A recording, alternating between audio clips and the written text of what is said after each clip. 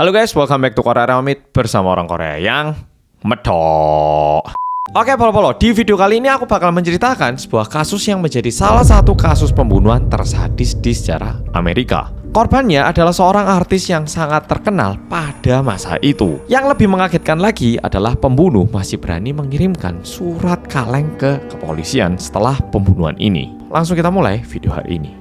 Kejadian yang mau aku ceritakan ini terjadi di tahun 1940 di Amerika. Waktu itu ada seorang artis bernama Elizabeth Short. Elizabeth Short ini adalah anak ketiga dari 4 bersaudara yang lahir di Boston. Lebih tepatnya Elizabeth ini lahir pada tanggal 29 Juli tahun 1924 dan tumbuh besar di California ataupun di daerah LA situ. Dari kecil, Elizabeth ini dikenal sebagai seseorang yang mudah bergaul dan punya banyak teman. Tentunya hal ini membantu banget untuk Elizabeth dalam membangun karirnya di Hollywood. Jadi sebenarnya Elizabeth itu nggak hanya pandai bergaul, tapi dia ini termasuk pintar dan juga cantik. By the way, pada masanya Elizabeth ini mendapatkan satu julukan yaitu Black Dahlia karena rambutnya itu berwarna hitam dan ditambah menggunakan hiasan bunga dahlia. Rambut hitam tambah bunga dahlia, jadinya Black Dahlia. Dikarenakan itu Elizabeth ini menjadi lebih terkenal dan bahkan lebih dikenal dengan julukan Black Dahlia daripada Elizabeth Short. Nah, Elizabeth ini menjadi semakin terkenal dengan julukan itu dan Elizabeth pun jadi punya banyak kenalan di Hollywood. Ya biasalah, mulai semakin terkenal, mulai banyak yang pengen jadi kenal, jadinya semakin luas pertemanannya. Circle-nya itu makin gede. Seperti yang kita bayangkan, Elizabeth ini juga jadi kenal banyak orang dari kelas atas yang tajir-tajir. Salah satunya adalah seorang pria bernama Mark Hansen yang memiliki bisnis klub malam dan juga teater. Pertama kali ketemu jadi saling kenal dan gak lama setelah itu, Mark itu tiba-tiba memberikan tawaran kepada Elizabeth. Bilang kayak gini, Elizabeth, kamu mau gak tinggal di rumahku aja, ini loh bareng beberapa artis, mau nggak? Nah jadi gini, sebenarnya Elizabeth ini udah lumayan terkenal, tapi karirnya di Hollywood itu jujur masih belum terlalu berkembang. Kalau zaman sekarang ya, misalnya ada seorang artis, dia itu nggak dicari sama stasiun TV, ya dia kan bisa mencari jalannya sendiri ya toh, bikin konten di sosmed sendiri, udah gitu bisa cari endorsean sendiri. Tapi kalau dulu kan ya enggak ya toh, cuman ada stasiun TV, yuk pintunya itu kecil gitu loh, sempit banget. Sehingga jujur meskipun Elizabeth waktu itu dia itu bisa dibilang terkenal, tapi dia itu masih belum terlalu mapan secara ekonomi. Kayak mulai naik tapi penghasilannya itu nggak sebanding dengan popularitasnya. Jadi sebenarnya kenapa Mark itu memberikan tawaran kayak gitu kepada Elizabeth? Karena kadang Mark itu memanggil artis-artis seperti Elizabeth gitu sebagai penghibur untuk tamu-tamunya yang datang ke tempat bisnisnya, ya klubnya itu tadi. Pada awalnya Elizabeth itu juga mempertimbangkan banyak hal, tapi pada akhirnya Elizabeth itu merasa kayak gini. Kalau aku nunggu film itu kayaknya harus nunggu film terus gitu. Tapi siapa tahu kalau aku ikut Mark ada jalan baru sih. Ya udahlah, tak coba ikut.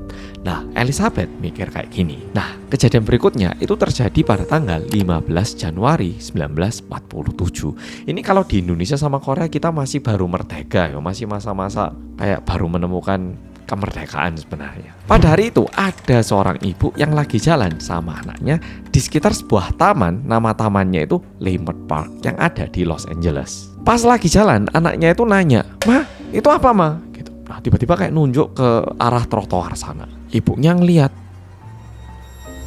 Dilihat baik-baik, terkesan kayak ada sebuah manekin gitu. Nah, kenapa bilangnya manekin? Karena kayak udah kaku dan kelihatannya itu putih banget. Jadi ngiranya, oh itu mungkin manekin yang udah rusak dan dibuang. Udah gitu, kalau dilihat dari jauh, badannya ini udah terbagi menjadi 2 gitu. Jadi benar-benar kayak manekin yang rusak dan dibuang, kayak bagian atasnya di sini, bagian bawahnya di sini. Kayak meskipun itu kayak manekin, itu kayak ada firasat yang agak gak enak gitu. Sehingga si ibu ini memutuskan untuk mendekati badan manekin itu. Setelah didekati, dilihat baik-baik, ternyata yang dilihat sama si ibu dan anaknya ini adalah sebuah mayat perempuan yang mukanya itu udah dirusak dan badannya itu benar-benar udah dipotong menjadi 2. Ibunya sama anaknya yo kaget, langsung melaporkan hal ini ke kepolisian. Dan betul seperti yang pol-pol bayangkan, jenazah yang ditemukan merupakan badannya Elizabeth. Jadi Elizabeth ini ditemukan dalam kondisi meninggal. Ini bakal tak jelaskan lagi di belakang, jadi yo dengarkan dulu. Nah, nggak lama setelah itu polisi datang ke TKP. Di saat polisi datang ke TKP, ditemukanlah badannya Elizabeth yang bisa dibilang udah dimutilasi karena udah dipotong menjadi 2 ya toh. Tapi polisi itu merasa agak aneh karena polisi tidak melihat sedikit pun jejak darah di TKP itu. Jadi yang dimaksud gini, kalau misalnya seseorang itu dibunuh, paling nggak kan ya ada bekas potongan, ada darah di dekatnya tulang, atau di tempat ditemukannya ada darah. Tapi tempat ditemukannya badannya Elizabeth ini benar-benar bersih, kayak benar-benar nggak ada jejak darah sama sekali. Dan di situ tiba-tiba ada badannya Elizabeth yang udah dibunuh dan juga tidak ada darahnya. Karena saking bersihnya badannya itu kelihatan kayak manekin, karena bener-bener nggak ada darahnya, kayak udah bersih gitu loh. Melihat itu polisi mikirnya kayak gini, ini pasti pembunuhannya itu dilakukan di tempat yang berbeda. Setelah itu jenazahnya dipindahkan ke tempat ini, karena kalau misalnya dibunuh di tempat ini harusnya ada cipratan darah, atau paling nggak adalah darah di tempat itu. Tapi nggak ada sama sekali, kayak bersih banget. Sehingga polisi memperkirakan ada 2 tempat pembunuhan dan tempat pembuangan mayat. Setelah itu baru polisi mengirimkan jenazahnya ini ke tim forensik, dan tim forensik berhasil mengidentifikasikan kalau ini merupakan badannya Elizabeth Short alias Black Dahlia. Jujur, karena ini kejadiannya merupakan kejadian yang lumayan tragis dan juga korbannya adalah seseorang yang terkenal. Yo kayak zaman sekarang juga misalnya ada kasus pembunuhan, tapi kalau korbannya adalah seorang artis bakal lebih heboh ya toh. Sehingga banyak banget perhatian dari media dan juga masyarakat, sehingga kepolisian LA pun bekerja sama dengan FBI. Mungkin Pol-Pol udah tahu kalau FBI ini merupakan kepolisian yang tingkat atas, dan sebenarnya kalau kasus pembunuhan ya harusnya kepolisian sekitar. Tapi karena ini kasus sangat tragis, kepolisian LA itu bahkan bekerja sama dengan FBI. Nah, di sini yang menarik. Yang dilakukan oleh FBI adalah pemeriksaan catatan terhadap tersangka potensial dan melakukan wawancara di seluruh negeri. Bisa dibilang FBI itu mencari semua orang yang berpotensi menjadi tersangka di seluruh Amerika. Mungkin di sini Pol-Pol mikir, lah emang FBI tahu tak siapa pelakunya? Kok bisa bilang ada tersangka potensial ataupun seseorang yang berpotensi menjadi pelaku? FBI tahu dari mana? Ya toh.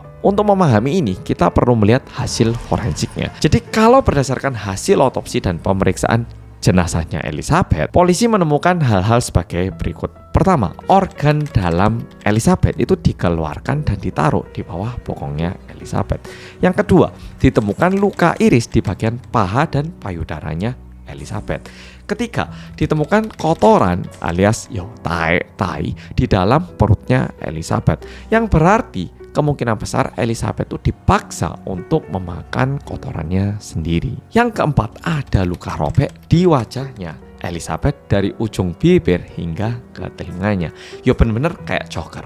Tapi ada satu hal lagi yang sangat menarik. Kalau menurut tim forensik, luka-luka yang ditemukan di badannya Elizabeth ini terkesan sangat bersih dan rapi katanya.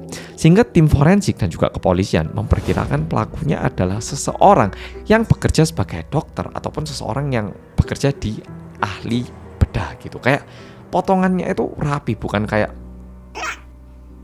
mencong-mencong gitu. Sehingga FBI ini menjadikan sekelompok mahasiswa di Fakultas Kedokteran University of Southern California sebagai orang-orang yang berpotensi menjadi tersangka. Selama polisi dan FBI itu terus melakukan investigasi untuk mempersempit pelaku, tim forensik itu juga terus melakukan pemeriksaan kepada badannya Elizabeth dengan harapan menemukan clue lain yang bisa membantu. Dan untungnya tim forensik berhasil menemukan sebuah clue baru dari tubuhnya Elizabeth.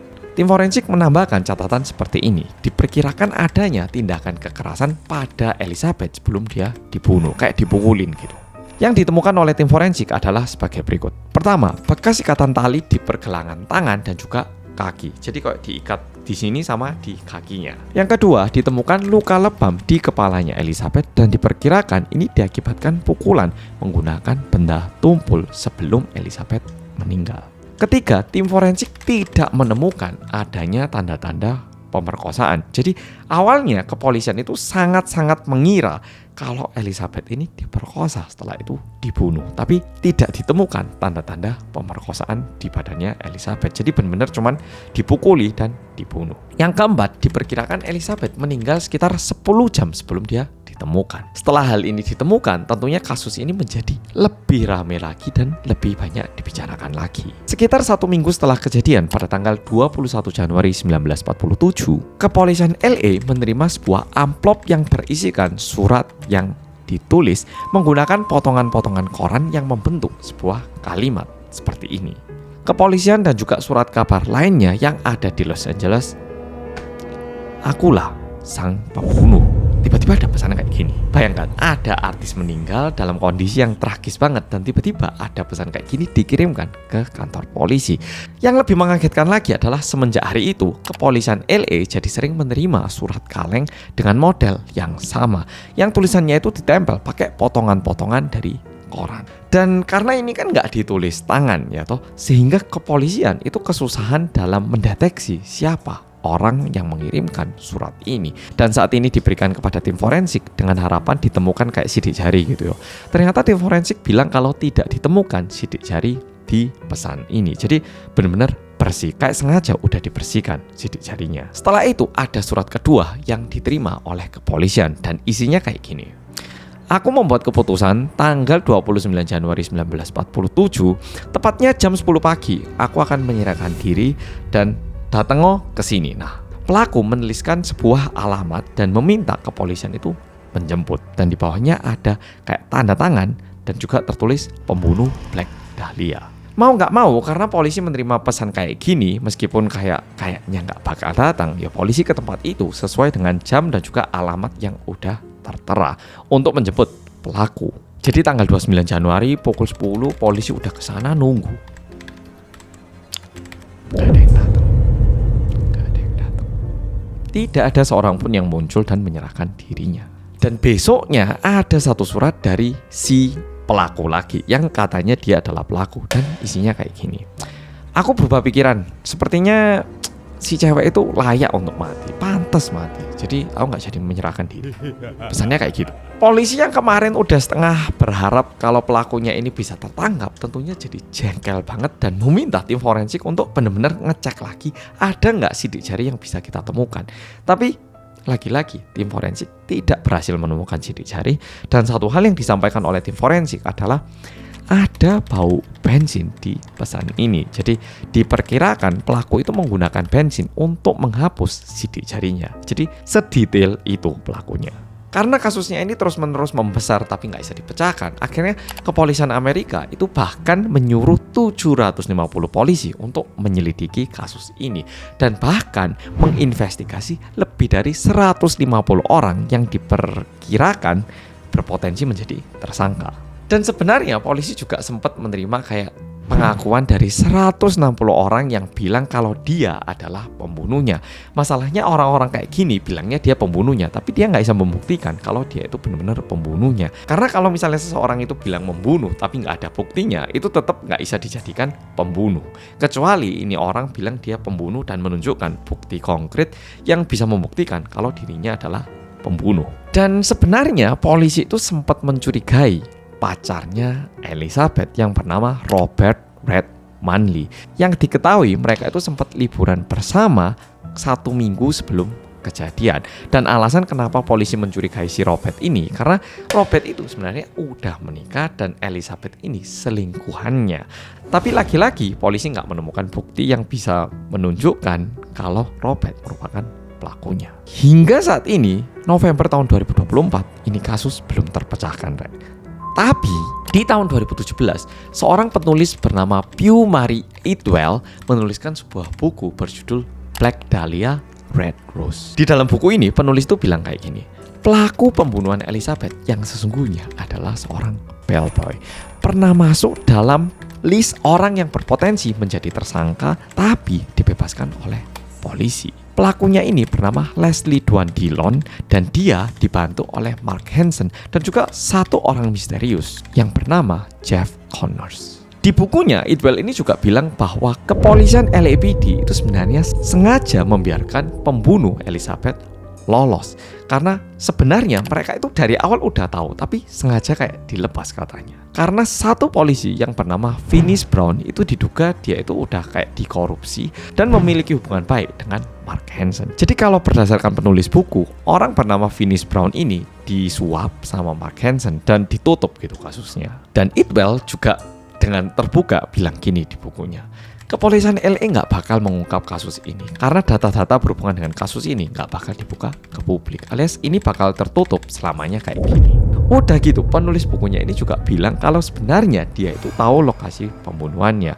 Kalau berdasarkan penulis buku ini, dia bilang Elizabeth itu dibunuh di Aster Motel, yang merupakan tempat tinggalnya Leslie Dillon, dan pembunuhannya ini terjadi pada tanggal 15 Januari 1947. Kalau berdasarkan penulis buku, pemilik motel itu katanya pernah menemukan salah satu kamar yang penuh dengan lumuran darah dan juga kotoran manusia. Dan juga ada saksi yang bilang kalau di malam itu dia sempat melihat cewek berambut hitam yang mirip Elizabeth dan juga seorang pria yang mirip sama Mark Hansen. Tapi masalahnya, meskipun dituliskan kayak gini di buku, kan nggak ada buktinya. Bisa jadi ini juga karangan ya toh, sehingga ini nggak membantu dalam memecahkan kasusnya. Polo, jujur kalau aku, mungkin yang kenal aku tahu, aku nggak terlalu percaya sama networking. Karena networking itu membantu kalau kita punya sesuatu dan mencari akses lebih. Tapi kalau kita nggak punya apa-apa, kita nggak punya keahlian khusus ataupun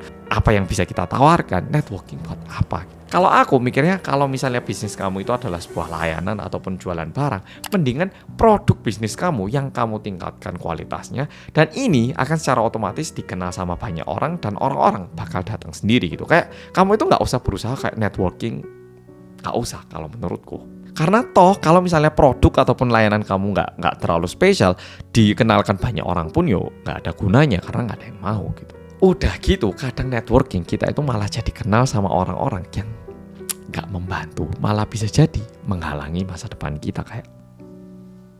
Oke polo-polo, jadi video kali ini sampai di sini. Jadi berharap pelakunya bisa tertangkap meskipun kasusnya udah terjadi puluhan tahun yang lalu. Makasih sudah nonton video kali ini dan sampai jumpa di video berikutnya.